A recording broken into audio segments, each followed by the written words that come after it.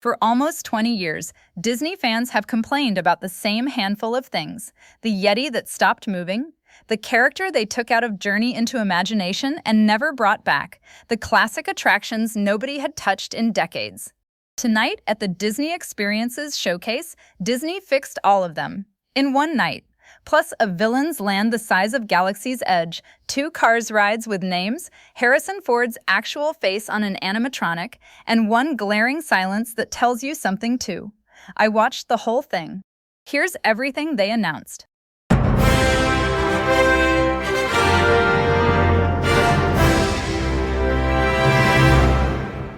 Start with the one that got the loudest reaction in the building, the Yeti. Expedition Everest opened in 2006 with what was then the most advanced animatronic Disney had ever built, and within about 2 years it was locked in place, lit by a strobe light. Fans named it the Disco Yeti, and it became the single most famous unfinished thing at Walt Disney World. Tonight, Disney said it out loud on stage. They are bringing the Yeti back to life inside Expedition Everest, and they had fun with it. They acknowledged the Disco Yeti nickname from the stage and then brought out Gloria Gaynor to sing I Will Survive as a send-off. When a company jokes about its own broken animatronic in front of 14,000 fans, that is a company that knows the fix is finally real. No date was given. Now the one they saved for the very end, after the show had technically already been closed out.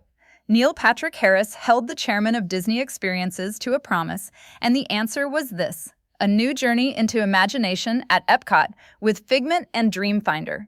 Dreamfinder, the bearded inventor with the airship who hosted the original Journey into Imagination and who has not appeared in that attraction since 1998. Bringing him back has been the longest-running fan campaign in Epcot history, and the exact words from the stage were, "We know how important this is to you. We heard you. There is no date, and there are no details yet." But Disney chose to make that the last thing anybody heard tonight, and that tells you exactly how big they think it is.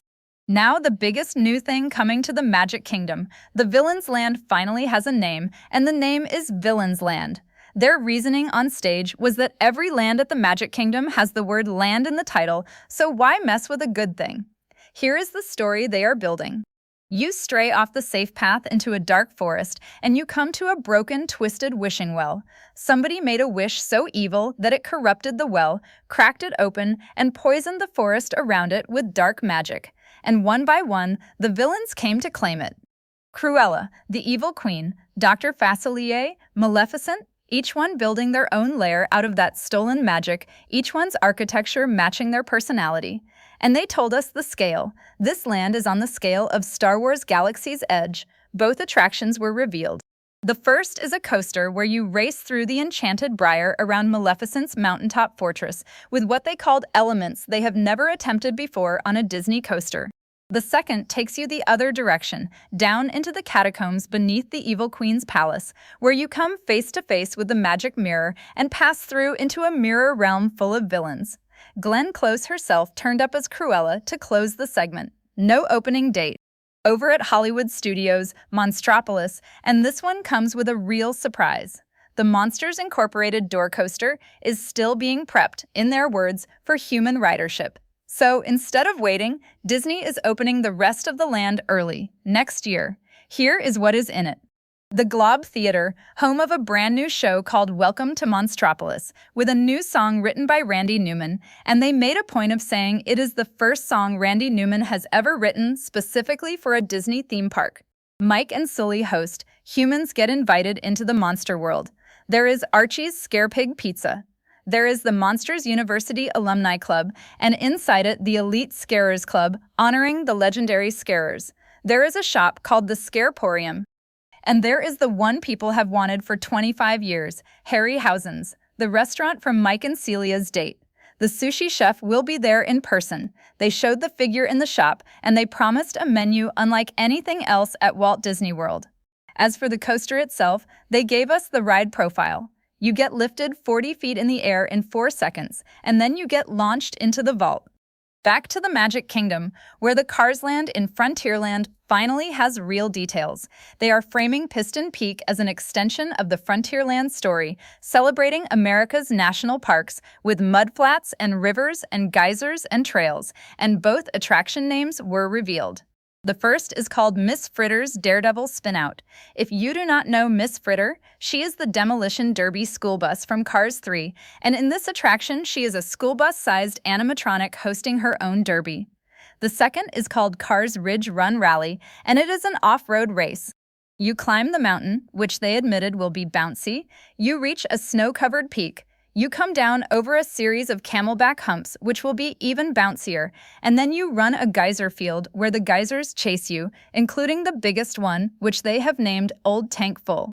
At the finish line, Lightning and Mater call the play by play live. Construction is fully underway, and as they joked, you can already watch it from the Big Thunder Mountain queue. Now Animal Kingdom and Tropical Americas, which got the most detail of the entire night. The Indiana Jones attraction has a name, Indiana Jones and the Myth of the Jade Serpent, and Harrison Ford recorded a message to announce that he is the actual model for the animatronic. His words, "Fear of snakes" included. Disney says this is the first time in a Disney attraction anywhere in the world that Harrison Ford is the face you see when Indy appears. The story is set in the 1950s, before Kingdom of the Crystal Skull. You explore an ancient Mayan temple, you get pulled through a portal into the Mayan underworld, and you are chased by monstrous bats, oversized scorpions, fire, and of course snakes, including a giant mythological serpent guarding the entrance. The temple facade is being built right now. Then there is the Encanto attraction, and its name is Antonio's Fiesta de Encanto. Every original voice actor from La Familia Madrigal is back. It is Antonio's gift day, and his gift is talking to animals, which is why this ride is at Animal Kingdom. Here is the part I love. The ride vehicle is furniture. Casita assembles sofas and chairs and even a piano into a vehicle that reacts like a character as you move room to room, and it carries you up into Antonio's room, which has become a rainforest. More than 50 animals in the attraction, built with the park's animal sciences team, so the species are accurate to Colombia. And there is no height requirement. And the Land's Carousel has 22 unique hand-carved animals from Disney and Pixar stories. Then there were the classics, and this is where the pattern of the night really shows. Walt Disney's Carousel of Progress is getting a full show update. New stories, a timeline that now starts in the 1960s and runs to present day and beyond, and a first look at a brand new scene set in the 1980s. The new mother and father will be voiced by Jamie Lee Curtis and Bryan Cranston. And it has a date, late spring of 2027. Spaceship Earth is being reimagined too. They pointed out on stage that it has not been meaningfully updated in nearly 20 years, and the story is broadening from human communication to human connection, while staying, in their words, classically Epcot. And at Disneyland, they announced they are beginning a reimagining of Tomorrowland, aimed at the park's 75th anniversary and beyond. Now the silence, because what does not get announced is news too. Space Mountain came up tonight, twice. Paris is closing Hyperspace Mountain in 2027 and bringing the attraction back to its original look under a new name, Space Mountain, from the Earth to the Moon, with the original soundtrack returning. And Tokyo is getting a brand new Space Mountain called Earthrise, anchoring a reimagined Tomorrowland.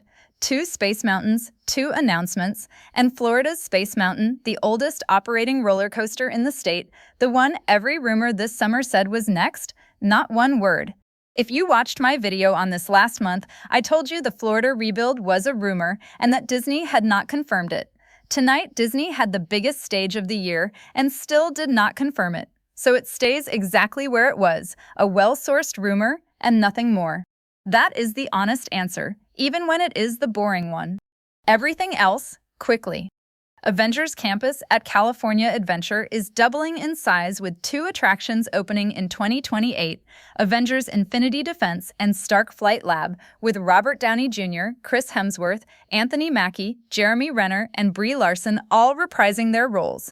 California Adventure is also getting the first Coco ride in the world, a boat ride through the Land of the Dead, entered through a museum dedicated to Hector Rivera, and it also has no height requirement.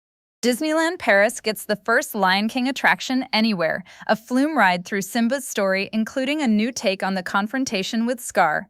Tokyo gets a Wreck-It Ralph ride called Sugar Rush Sweet Rescue, opening next spring. Disneyland gets the Remember Dreams Come True nighttime show back in February, an updated World of Color, and the Magic Happens parade returning in summer. And on the water, the Disney Believe arrives next year with Tinker Bell on the bow, Woody and Buzz drawing on the stern in crayon, and Moana as the Grand Hall icon, with an entirely new class of ship coming in 2029. So step back and look at the pattern because I think it is the real story of the night. Disney did announce new lands and new coasters, but the loudest moments in that building were all repairs. The Yeti, Dreamfinder, the Carousel of Progress, Spaceship Earth, Tomorrowland. For years, the complaint about Disney was that the classics were being left to rot while the money went somewhere else. Tonight, the company got on a stage and said, "We heard you," and then spent the night proving it. Now, none of this is real until it opens, and most of these have no dates at all.